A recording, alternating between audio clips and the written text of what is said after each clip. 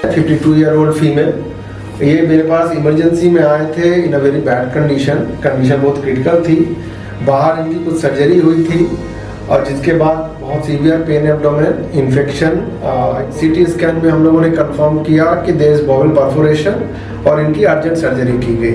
We detected that patient का जो बावल है उसमें एक छेद आया है और इसके लिए उनका बावल से लीक हो रहा है इन्फेक्टेड मटेरियल जो पूरा शरीर को इन्फेक्ट कर रहा है।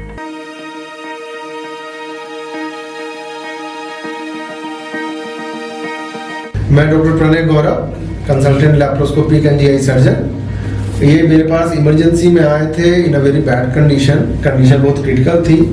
बाहर इनकी कुछ सर्जरी हुई थी और जिसके बाद बहुत severe pain abdomen infection, hypotension और टैकीकार्डिया भी था।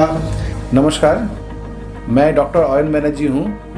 मैं Neotia Getwell multi speciality hospital Siliguri में critical care consultant and incharge हूँ। कि जब इमरजेंसी में आया patient was very much critical. Patient का पेट पूरा फुला हुआ था, पेशेंट का ब्लड प्रेशर लो था और पेशेंट का अगर ठीक तरह से डायग्नोसिस नहीं होता उसी वक्त तो पेशेंट का लाइफ रिस्क था। पेट का कंडीशन अच्छा नहीं था, एब्डोमेन वाज टेंस टेंडर और सीटी स्कैन में हम लोगों ने कंफर्म किया कि देयर इज बॉवल परफोरेशन और इनकी अर्जेंट सर्जरी की गई। सीटी स्कैन में डिटेक्ट हुआ उनका आइलियम जो हम लोग का अंत्र है उसका एक पार्ट है, उसमें एक छेद है और छेद से लीक हो रहा है, तो उसके वजह से वो लीक हम लोग को सील करना ही था। तो ये सर्जिकल डिसीजन था इमरजेंसी, तो वो लिया गया और इमरजेंसी बेसिस पे लैप्रोटमी हो गया। उसके बाद वो पेशेंट सर्जिकल आईसीयू में आया, जबकि हम लोग को रिस्पॉन्स लेना पड़ा। एब्डोमेन में जो गैस्ट्रिक कंटेंट रहता है, तो स्टोमक का कंटेंट बोलिए या अंत्र में जो इंटेस्टाइन में जो कंटेंट रहता है, ये अगर लीक करके ब्लड के साथ ये मिल जाता है तो हम लोग का सेप्टिसीमिया डेवलप कर सकता है। इस पेशेंट में उस टाइम अगर ये इसको तुरंत इसको सील नहीं किया जाता तो इसमें सेप्टिसीमिया का और जो अल्टीमेटली सेप्टिक शॉक हो सकता है उसमें पेशेंट मर भी सकता है। तो मॉर्टेलिटी रेट किसी भी बाउल परफोरेशन में ऑलमोस्ट 70% है। कोई भी मेजर सर्जरी के बाद हम लोग को बहुत कुछ ध्यान दिया जाता है।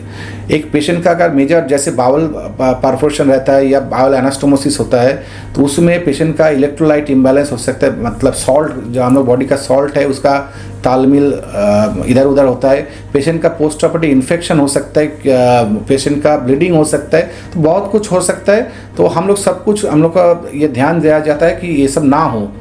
In spite of having best effort कभी कभी कॉम्प्लिकेशन हो जाता है, मगर क्रिटिकल केयर का काम ही है ये सब कॉम्प्लिकेशन डील करना।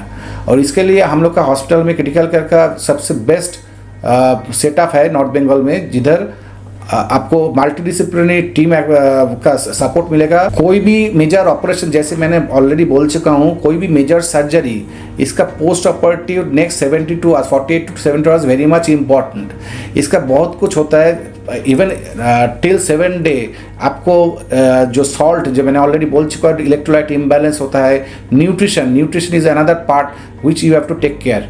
तो ये सब चीज़ क्रिटिकल फ्लूइड कैसे सलाइन देना है, कितना देना है, सब कुछ हम लोग को ध्यान दिया जाता है। एक एक छोटा छोटा चीज़ एक मेजर सर्जरी में पोस्ट ऑप जो आउटकम होगा तो उसका ऊपर असर करता है। तो not only a surgeon can make a patient better, you need a whole team effort. ये क्रिटिकल केयर का ये बड़ा योगदान है कि कोई भी बड़ा हॉस्पिटल में आप इंडिया में जाइए तो critical care department plays a important role in this kind of cases. मुझे स्टोमा करना पड़ा और पेशेंट का काफ़ी लॉन्ग स्टे बना हॉस्पिटल में due to the critical condition. काफ़ी दिन आईसीयू में भी रहना पड़ा। तो फर्दर पूछते हैं इनके साथ क्या हुआ था और कैसा ट्रीटमेंट हुआ। नमस्ते जी। एक्चुअली मेरा मम्मी है रीता मंगल। एक्चुअली बाहर नवंबर 2023 में 22 में बाहर ओटी हुआ था। उसमें थोड़ा कॉम्प्लिकेशन, पोस्ट ऑपरेटिव कॉम्प्लिकेशन आया था। उसके बाद इधर में 24 को इधर में आके अंडर प्रणय सर के अंडर में और आयन सर के अंडर में एडमिशन हुआ था और इमरजेंसी ऑपरेशन करना पड़ा था। इसलिए एक्चुअली मेरा मम्मी का कंडीशन था इतना डे टू डे कंडीशन था कि 30% सर्वाइवल चांसेस था। हम लोग को एकदम इमरजेंसी ओटी करना पड़ा और पूरा मतलब बॉडी में सेप्सिस हुआ था और हम लोग था एकदम हेल्पलेस हुआ था उस टाइम। डॉक्टर प्रणय सर और आयन सर के अंडर में हम लोगों ने ट्रीटमेंट करवाया और उसके बाद आईसीयू में मोटामोटी 1 मंथ ऐसा रखना पड़ा। और उसका ड्यूरेशन में जितना भी ट्रीटमेंट हुआ, जितना भी सर लोग ने जितना भी हम लोग के साथ कोऑपरेट किया और जितना भी स्टाफ नर्सेस ने जितना भी हम लोग के साथ कोऑपरेट किया और होल मैनेजमेंट ने इतना अच्छी तरह से मैनेज करके हम लोग यहाँ से एकदम मेरा मम्मी ठीक हो गए। उसके बाद दिसंबर में डिस्चार्ज हुआ। उसके बाद फिर आफ्टर 3 मंथ्स के बाद फिर स्टोमा रिवर्सल करने के लिए फिर सर ने प्लान के लिए हम लोग को बुलाया था मार्च और अप्रैल में 10 तारीख को फिर सेकेंड प्लान हुआ था जो स्टोमा रिवर्सल हुआ था। उसमें एकदम ऑपरेशन एकदम सक्सेसफुल हुआ। उस टाइम में सर ने इतना कोऑपरेट किया, इतना हम लोग को इतना अच्छा लगा। We whole family and our whole siblings are very much thankful to the Pranay sir and Ayan sir and the whole management of this hospital, even nursing staff. We are very very thankful to the whole team of the Neotech Gatewell and Pranay sir and Ayan sir. Thank you so much for everything. Thank you so much. Not only this patient, सब patient के लिए और patient relatives के लिए मेरा एक ही बात बोलना है कि ट्रस्ट रखना चाहिए। अपना जो डॉक्टर को दिखा रहे तो वो हॉस्पिटल पे और वो डॉक्टर पे आप कीप योर ट्रस्ट। अगर ट्रस्ट नहीं रहता है तब पेशेंट रिलेटिव्स के साथ डॉक्टर का जो मेल बंधन होता है वो तालमेल अगर नहीं रहा तो एक पेशेंट का होलसम ट्रीटमेंट करना डॉक्टर के लिए भी मुश्किल होता है। तो you should trust your doctors ताकि हम लोग एकदम बिना कोई रुकावट के एक पेशेंट को अच्छी तरह से खुल के हम लोग ट्रीटमेंट कर सके और उसका बेनिफिट ले सके। तो ये पेशेंट में भी सेम थिंग हुआ।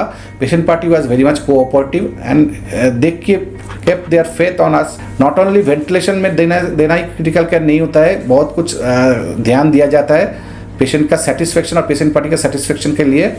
और उसमें डायलिसिस इन हॉस्पिटल और इन आईसीयू डायलिसिस का फैसिलिटी है हम लोगों का। साथ में सीआरटी फैसिलिटी, जो पेशेंट का हार्ट बहुत वीक है उसका ब्लड प्रेशर एंड हार्ट का जो डिफरेंट पैरामीटर्स होता है वो डायरेक्टली मेजर करने के लिए एक मॉनिटरिंग सिस्टम है जिसको कार्डियक आउटपुट मॉनिटरिंग बोलता है। तो मैं दावे के साथ बोल सकता हूँ मॉडर्न क्रिटिकल केयर के लिए जो चाहिए ये हम लोग के पास है और patient can trust us our expertise to have better patient care. Cases में देखिए ये क्रिटिकल केसेस होते हैं and sometimes we have to do stoma. इनकी सर्जरी लाइफ सेविंग थी और स्टोमा बनाना जरूरी था। स्टोमा का मतलब हुआ स्टूल का पैसेज इंटेस्टाइन को टेम्पररी बाहर करना पड़ा एंड आफ्टर 3 to 4 months हम लोगों ने फिर से प्लान किया, पेशेंट का हेल्थ अच्छा हो गया, we did the stoma reversal. तो बहुत बार क्रिटिकल सर्जरीज में ऐसा करना पड़ता है। She underwent a two stage surgery but still she is all well and good, all eating, all living as a normal healthy person. Thank you very much. Thank you. Thank you. So this is Dr. Ayan Banerjee and my message to all patients or patient relatives in this region of the country is that you should trust your doctor and trust your hospital and you will get best possible patient result. Thank you.